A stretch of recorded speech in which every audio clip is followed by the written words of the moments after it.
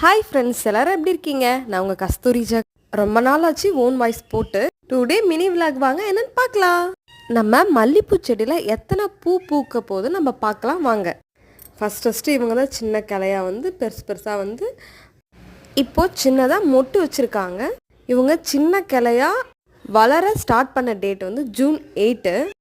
நான் இவங்களே ஃபோக்கஸ் பண்ணி வீடியோ எடுத்துகிட்டு இருந்தேன். பக்கத்தில் ஒரு சின்ன கிளையும் இவங்களுக்கு பின்னாடி ஒரு சின்ன குட்டி கிளையும் வளர ஸ்டார்ட் ஆச்சு. அவங்களையும் நான் ஃபோக்கஸ் பண்ணியிருக்கேன், பட் இந்த வீடியோவில் நான் காட்டல. ஆஹா, மல்லிப்பூ பூக்க போதுன்னு சொல்லிட்டு ரொம்ப ஹாப்பியாக பார்த்து எடுத்துக்கிட்டே இருந்தேன். நேற்று நைட்டு வரைக்கும் போய் ஃபோக்கஸ் பண்ணி எடுத்துக்கிட்டு இருந்தேன்.